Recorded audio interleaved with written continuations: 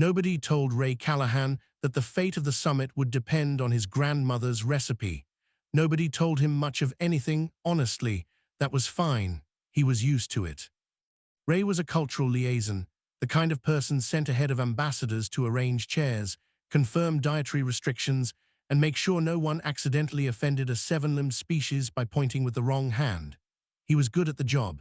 He was not important. He knew this.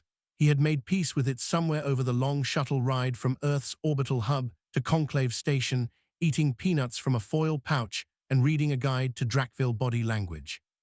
The guide was not very helpful.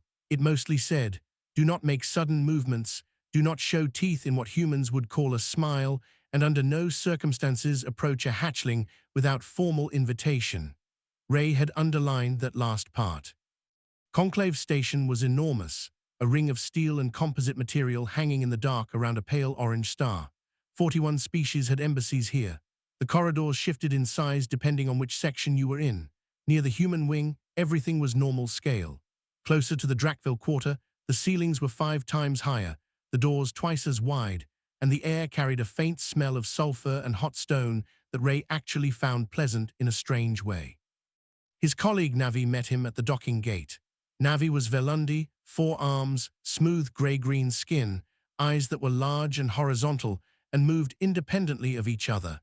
Navi had worked on Conclave Station for 11 years and knew where every food dispensary was located within a 90-second walk, which Ray respected deeply. "You are late," Navi said. "The shuttle was late," Ray said. "The shuttle was on time. You were looking at something out the window and missed the dock alert." Ray had no answer for that because it was accurate. There had been a small debris field reflecting light near the approach corridor, and it had looked like scattered diamonds against the dark. They walked. Navi briefed him quickly. The summit between the Human Union and the Drakville Empire was scheduled to begin in 36 hours. Grand Matriarch Sora, the eldest of the Drakville ruling line, had arrived early, which was unexpected. Drakville never arrived early. It was considered beneath their dignity. Maury unexpected. She had brought her granddaughter. The royal hatchling Drea was 11 days old. In Drakville tradition, heirs were supposed to witness first contact ceremonies. This was considered essential for their development. Sora had apparently decided that 11 days was old enough. Nobody had argued with her. Nobody argued with Grand Matriarch Sora. "How is the hatchling?" Ray asked. Navi's horizontal eyes both shifted slightly toward him. "Unhappy." That was an understatement. Ray heard it before he saw anything. They were 3 corridors away from the Drakville wing when the sound reached him, a high, thin wail, rising and falling, sharp enough to travel through 3 layers of composite wall. It was the sound of something small and young and thoroughly miserable. "That's her," he said. "That has been her for 4 hours," Navi said. "The Drakville delegation has tried everything. She will not stop. Grand Matriarch Sora has not come out of the chamber. The summit delegation head, Ambassador Drell, has been informed. He is extremely nervous." Ray slowed his walk without thinking about it. The crying it was hard to describe. It was alien, clearly, not human. The pitch was too sharp, the rhythm too broken.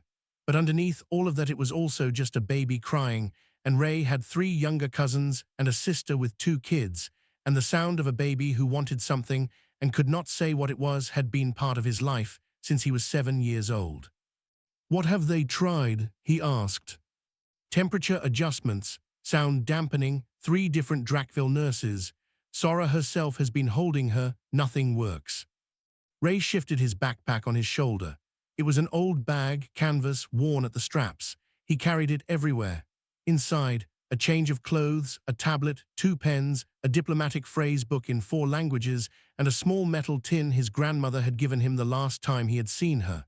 The tin held roasted seeds, spiced, salted, smoky. She made them every year. He had taken them because going as far as Conclave Station felt like the kind of distance where you needed something from home in your pocket.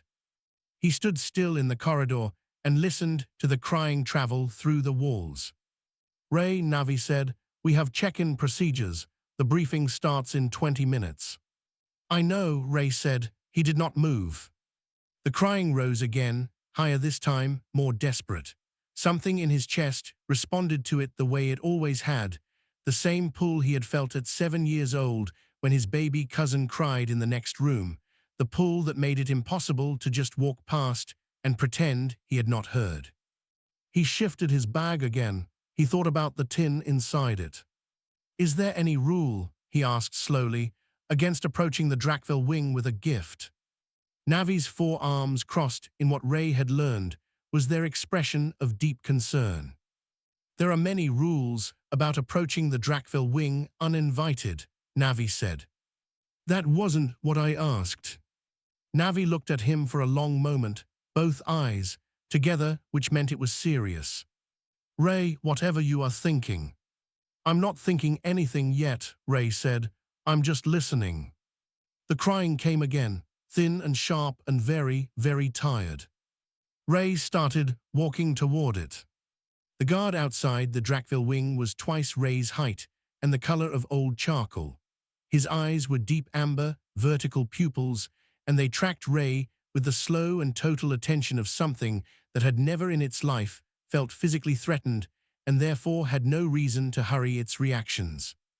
Ray stopped a respectful distance away. He did not show his teeth. Good cycle, he said in the guard's language. He had practiced 3 phrases on the shuttle, and this was one of them. His pronunciation was probably terrible. I am Ray Callahan, Human Cultural Liaison. I would like to offer assistance to the delegation if it is welcome. The guard did not move. The guard did not speak. The guard looked at Ray the way a mountain looks at weather. Behind the door, faint through the thick wall, Drea was still crying. Ray waited. He was patient. People underestimated how patient he was because he was cheerful about it, but he had once waited 4 hours in a supply bay on a border station for a cargo manifest discrepancy to be resolved, and had spent the time reading and eating crackers and had not complained once. He waited now. After perhaps 2 minutes, the door opened from the inside, not all the way, just enough for a Drakville face to appear in the gap. This one was younger than Sora, robes a deep green, scales along the jaw a pale copper color. An advisor, Ray guessed. The expression, accounting for the fact that Drakville faces worked differently than human faces, looked like someone who had not slept and was running out of ideas. The advisor looked at Ray, then at the guard, then back at Ray. You are the human liaison, the advisor said through the translation unit clipped to the door frame. Yes, Ray said. What do you want? Ray unzipped his bag slowly, making his movements visible and unhurried. He reached in and brought out the tin. It was an ordinary metal container, the kind with a press-fit lid, painted dark green with a small design on the top, a flower his grandmother had scratched into the paint herself with a nail years ago. He held it up where the advisor could see it. I have food from Earth, he said. I don't know if it will help. I thought the smell might be different from anything she has encountered. Sometimes something new can interrupt a distress cycle. I don't know if Drakville hatchlings work the same way, but I had it, and I thought. He stopped. He was over-explaining. He did that when he was nervous. I just heard her and I thought it was worth asking. The advisor stared at the tin, then at Ray. The crying rose again behind the wall, sharper this time, and the advisor flinched, barely, a tightening around the eyes, and Ray understood that this person had been listening to that sound for 4 hours and was very close to their limit. Come, the advisor said, and stepped back from the door.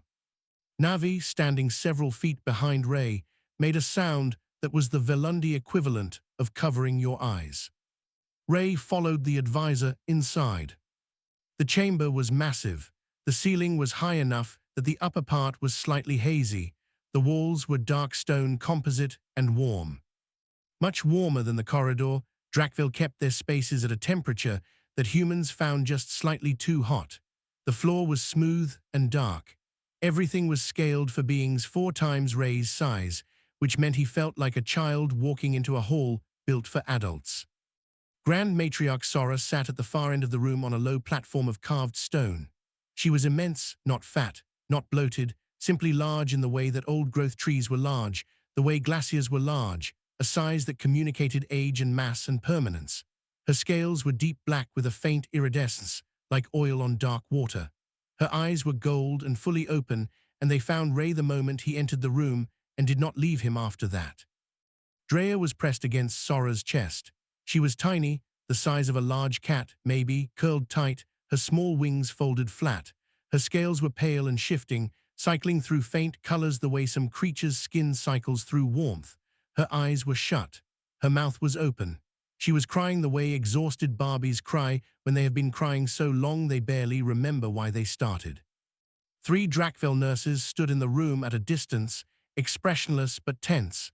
The advisor who had brought Ray in stood near the door. Everyone was watching him. Ray did not walk towards Sora. He stopped about 12 feet into the room, in the open space between the door and the platform, and he sat down, cross-legged, on the floor. He set his bag beside him. He put the tin on his knee. He heard someone behind him make a quiet sound of confusion. He looked at Drea. She was still crying. He opened the tin. He did it slowly, pressing the lid off with his thumbs.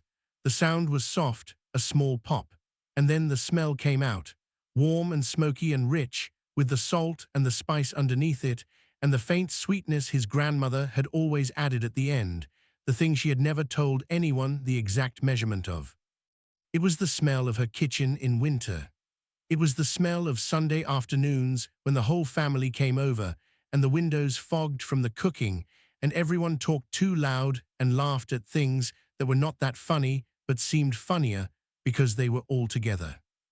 Ray slid the tin along the floor, not towards Sora, just into the open space between them where the smell could travel. He waited. Drea's crying stuttered.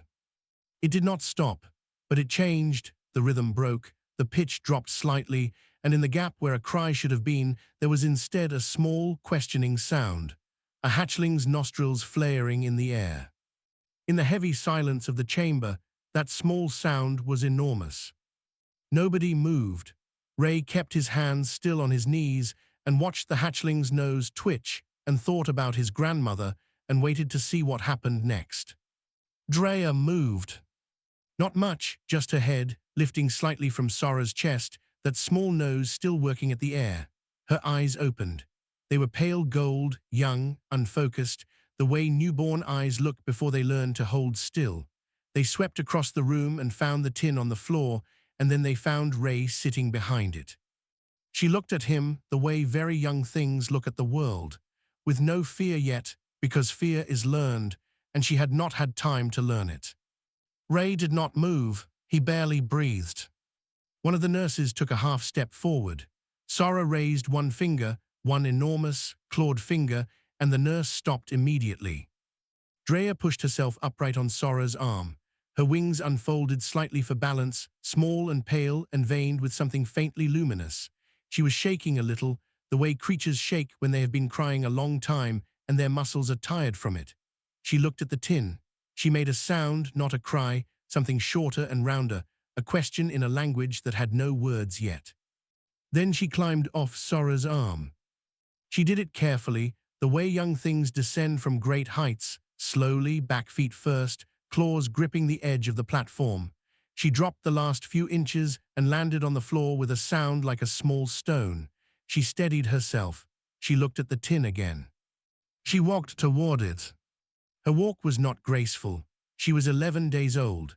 Her feet were slightly too big for her body, and she compensated by holding her wings out for balance like a child learning to walk on a beam. She crossed the floor in small, serious steps and stopped in front of the tin and looked into it with those unfocused gold eyes. She looked up at Ray. Ray met her eyes. He kept his face calm. He kept his hands on his knees. "Hello," he said quietly, not in any alien language, just his own, soft and low, the voice he used with nervous animals and small children. "You've had a hard few hours. I'm sorry about that. I don't know if this will help. It's just seeds. My grandmother made them." Drea tipped her head. The sound of his voice seemed to interest her as much as the smell. She looked back into the tin. She reached in with one small claw, delicate, almost tentative, and she picked up one seed. She examined it. Then she put it in her mouth. The sound she made was not quite a purr and not quite a chirp. It was somewhere between the two, a warm, surprised noise that came from somewhere in her chest and traveled up through the room like heat rising.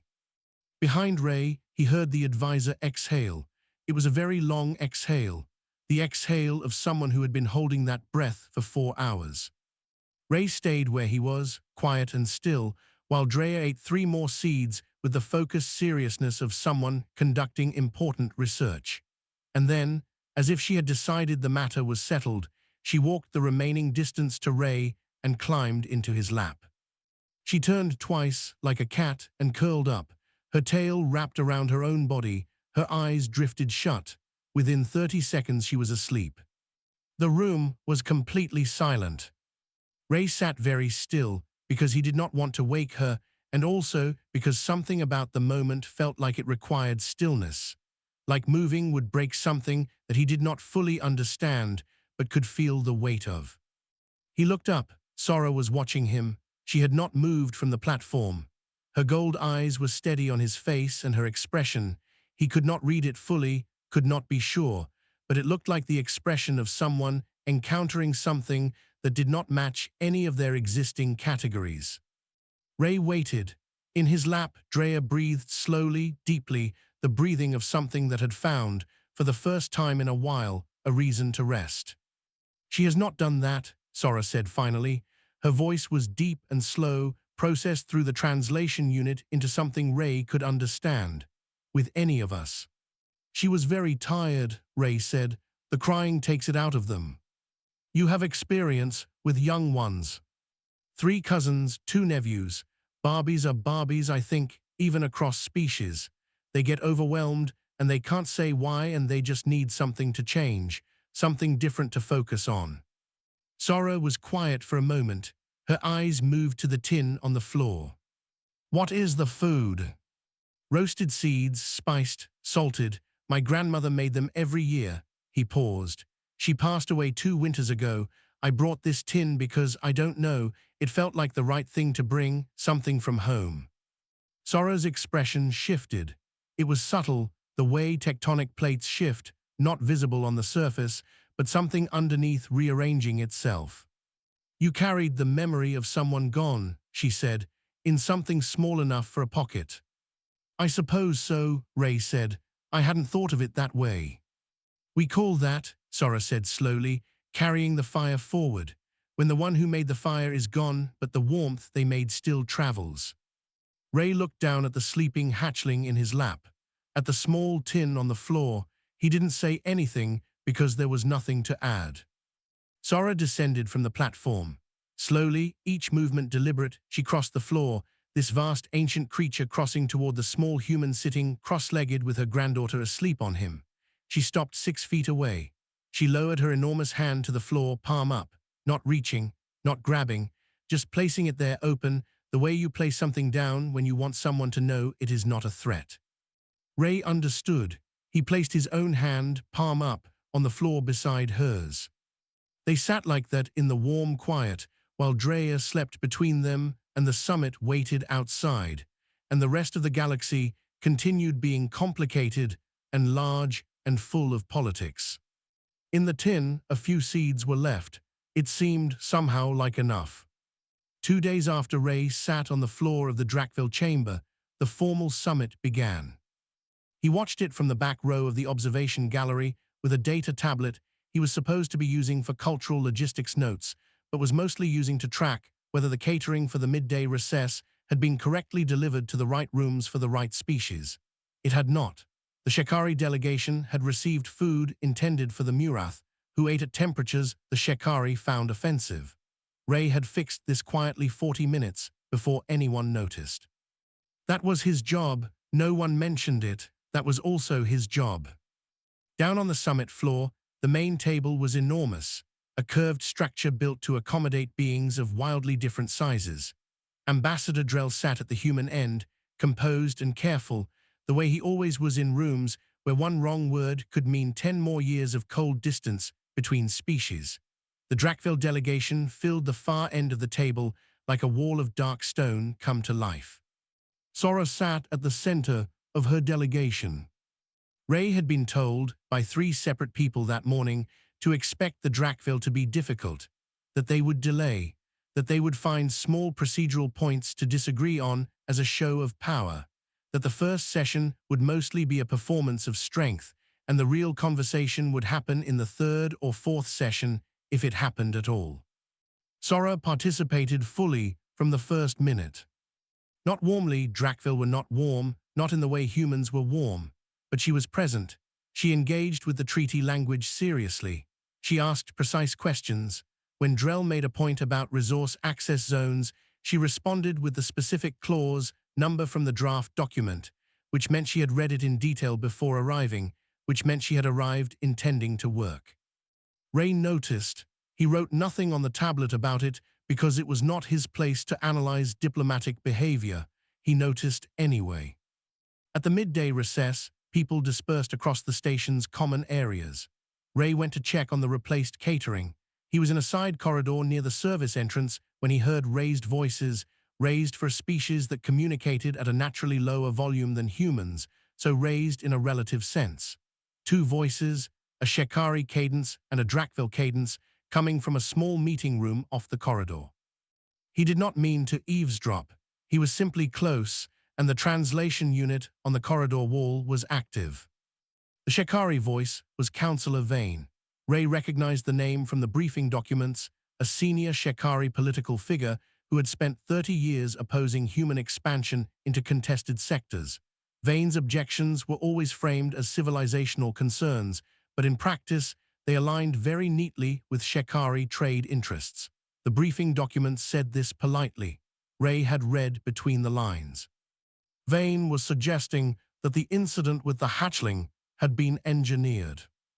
He was telling Sora, calm, careful, the voice of someone offering a reasonable interpretation, that humans were known for emotional manipulation, that sending a minor staff member with food rather than a formal diplomatic gift through proper channels was a calculated move to appear harmless and sincere, that targeting a hatchling was targeting Sora's attachment, that Ray had been selected and positioned deliberately. Ray stood in the corridor and listened and felt something he identified, after a moment, as the specific discomfort of hearing yourself described as more clever than you actually are.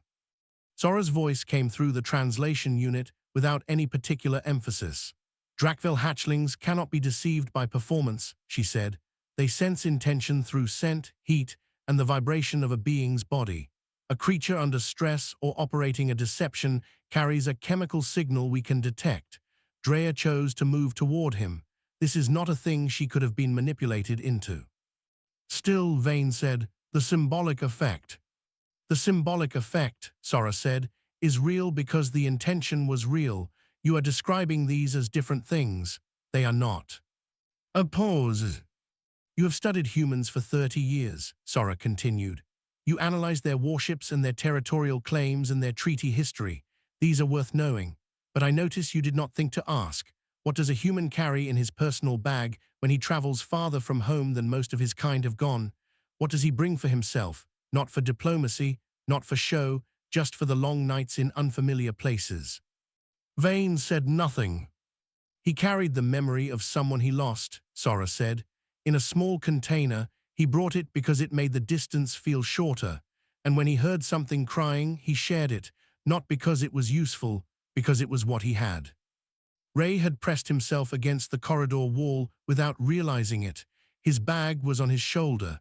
The tin was inside it, empty now. This is sentiment, Vane said. Sentiment is a vulnerability. It is also, Sora said, a form of information. You cannot perform that. You cannot manufacture it in a being that does not carry it naturally. A species that brings the memory of their dead across the stars in their coat pockets and gives it away to strangers. This is not a species building a weapon. This is a species that has not yet decided that tenderness is a waste of space. Ray heard a chair shift. One of them was moving. He walked away from the wall quickly and turned the corner before the door opened. He stood at the end of the corridor for a moment, not moving, holding his empty bag by the strap. By the time he got back to the observation gallery, Navi was waiting for him with an expression Ray had learned to associate with news he was not prepared for. 3 delegations, Navi said, have formally requested to know what food item you brought to the Drakville hatchling. Ray stared. Why? Because Grand Matriarch Sora mentioned it in a recorded pre-session exchange, and the station's diplomatic record system logged it as a notable event. Navi paused. You are now a notable event. Ray thought about the tin in his bag. Empty, he had not thought to bring more than one. Of course he hadn't. He had thought he was just going to a routine summit to arrange chairs. Ambassador Drell had a face that was very good at staying neutral. He had practiced it for 20 years across 17 different contact negotiations, and it almost never slipped. It slipped now, just slightly, when Ray finished his account of what had happened in the Drakville chamber. You sat, Drell said, on the floor. There weren't chairs sized for me, Ray said. And then the hatchling climbed into my lap, yes. And then the Grand Matriarch put her hand on the floor, palm up. I matched it. We sat like that for a while. Drell looked at him for a long moment. Then he leaned back in his chair and made a sound that was, unmistakably, a laugh. Just one, sharp and brief, the kind that escapes before you can decide whether it is appropriate. He pressed his hand over his mouth. Ray, he said once he had recovered, I want to be very clear. I have been running diplomatic contacts for 2 decades. I have a team of 12 people who specialize in Drakville behavioral analysis. I have a cultural preparation budget that I am not going to tell you the number of because you will not believe it. He paused. You did more in 40 minutes with a tin of seeds than my team's entire pre-summit strategy was projected to accomplish by session 4. I didn't do anything, Ray said. I heard a baby crying and I had food. That, Drell said, is apparently exactly what you were supposed to do. He straightened. Sora has made a private request. She wants to speak with you before the summit closes. Not me, you specifically. Ray opened his mouth, closed it. I know, Drell said. Get some sleep first. You look like someone who has been running on confusion and old seeds. Ray slept 4 hours, which was enough. He ate something from the Human Wings food bay that was nutritious and completely flavorless, which was fine. He changed his shirt. He could not do much about the bag, which was worn, so he carried it anyway. The meeting room Sora had chosen was smaller than the chamber, still large by human standards, built for mixed-species meetings, but not cavernous. Drea was there.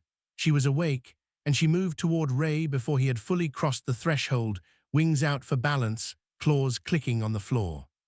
She climbed his leg, then his arm, then settled on his left shoulder like she had decided that was her place now, and the matter was closed. Ray stood very still and tried to look like this was a normal thing that was happening to him. Sora watched with something in her expression that Ray thought might be amusement. It was difficult to tell. He was getting better at reading Drakville faces, but he was not good yet. She has decided you are safe, Sora said. I'm glad, Ray said carefully. She does not decide this about many things. In our first weeks of life, we make the judgments that will shape our understanding forever. Who is safe, who is not, what can be trusted. The body knows before the mind does. We do not override it. We consider it information. Sora folded her hands in her lap, an enormous, deliberate movement. Tell me about humans. Ray blinked. I'm not sure where to start. Start with what you believe your species actually is, not what your treaty language says, not your diplomatic position, what you actually are. Ray thought about this seriously, because the question deserved a serious answer. You're not consistent, he said finally. We have done very bad things across our history. We have hurt each other in ways that are hard to explain and hard to forgive. We make mistakes repeatedly, and we know we're making them, and we do them anyway. He paused. But we are also really, genuinely bad at walking past someone who is upset, even when it would be easier, even when it costs us something, even when we don't know them and will probably never see them again. Something in us, most of us, not all, but most, cannot leave something crying in a hallway. I don't know if that makes us good, but it's real. Sora was quiet for a while.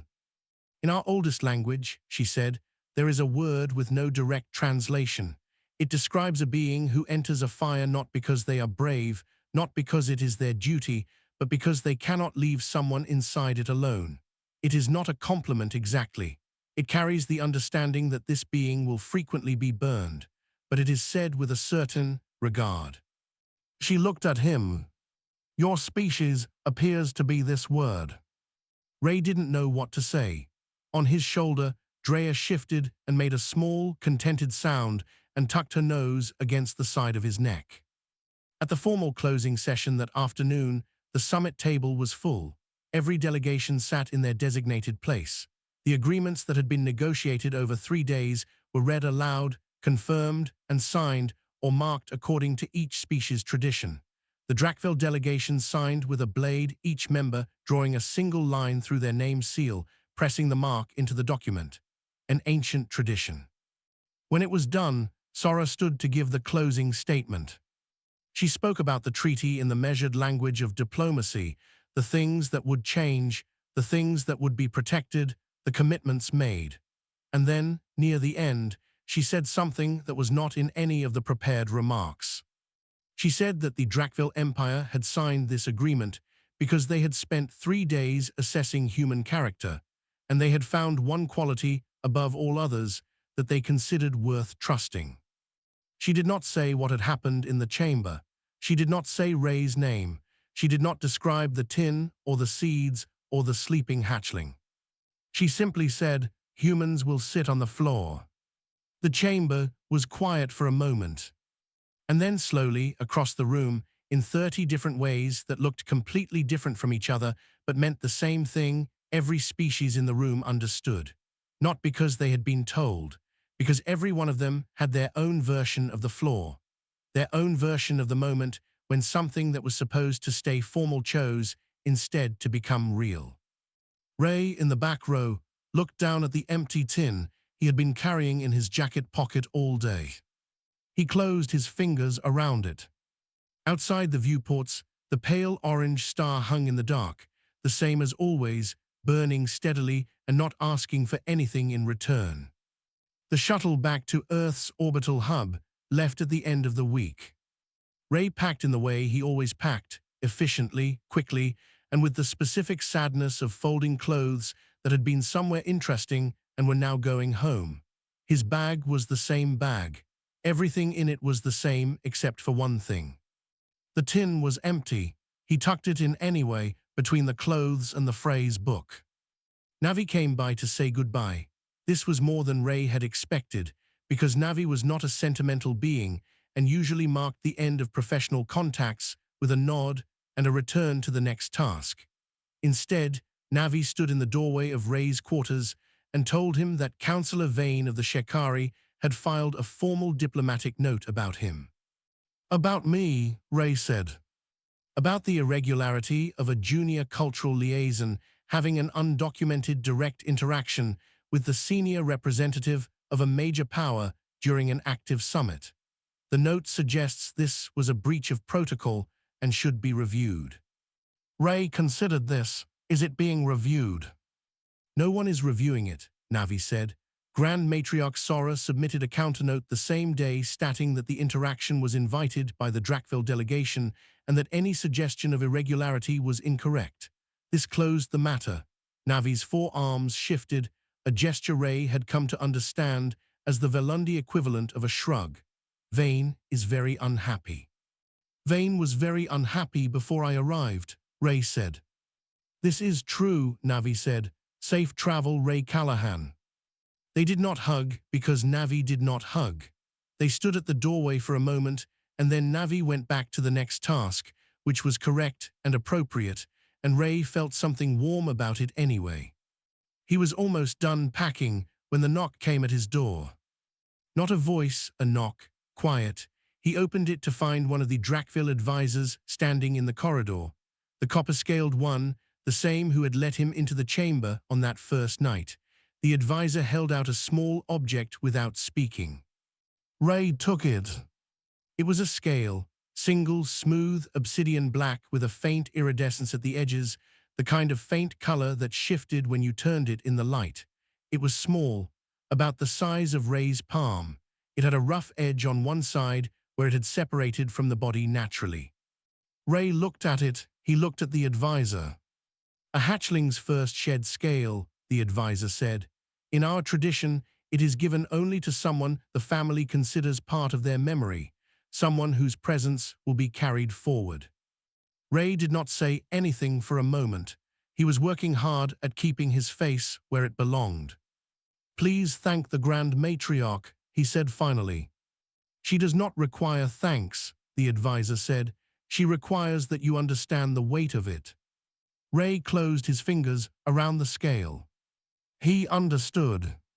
He stood at the viewport for a long time after the advisor left, the scale in one hand and the empty tin on the bed beside him. Outside, the station turned slowly against the stars. The pale orange sun was at the edge of the viewport, halving itself against the frame. He wrote something on his tablet, not a report, not a diplomatic note, just words, the way you write when you are too far from home to say something out loud to the person you would normally say it to. He wrote, I shared the seeds. They went over well. I think you would have liked it here. I think you would have sat on the floor too. He didn't send it anywhere. He saved it in a folder on his tablet called Miscellaneous. That was enough. 10 years later, Ray Callahan ran the Human Drakville Cultural Bridge from an office on the human side of Conclave Station. The office was small and practical, and he had never replaced the chair, even though the armrest was held together with a piece of bonding tape. On his desk, the empty tin, the obsidian scale, a photograph of his family, and a coffee cup that said Property of Station Catering, Please Return, which he had never returned. The program he ran had 18 people now. They were embedded in 4 Drakville territories by formal invitation, something that had never existed before in the history of either species. Their title, in translated Drakville, was a phrase that meant those who sit on the floor. The humans in the program had debated whether to use an alternative translation. They had decided, unanimously, to keep it. Every new recruit came through Ray's office for their first briefing. He did not give them a long speech. He did not give them a presentation. He put a small tin on the desk in front of them. He had started keeping a supply. His sister sent them from home. She had learned the recipe, and he told them the story of the summit, all of it, plainly. Then he told them one thing. Bring something from home, he said. Something real, something that costs nothing and means everything. Because wherever you're going, whatever you're walking into, something out there might be having the worst night of its life. And all it might need is for someone to sit down on the floor and be exactly what they actually are, with no agenda and no performance, just present, honest, and willing to share what they have. He looked at them all the same way every time. New faces, young faces, people who had studied alien languages and galactic politics and interspecies behavioral theory for years. You are not here to be impressive, he said. You are here because you couldn't walk past someone crying in a hallway. Hold on to that. It is the only qualification that actually matters. He tapped the tin once with his knuckle. Outside his office window, the ring of Conclave Station curved away into the dark, and 41 species went about their complicated lives, and the pale orange star burned on. And somewhere in the Drakville territories, a young dragon, almost 10 years old now, was growing into the being she would become, one who carried in her earliest memory the smell of something warm and small and human, and the warmth of someone who had simply chosen to stay.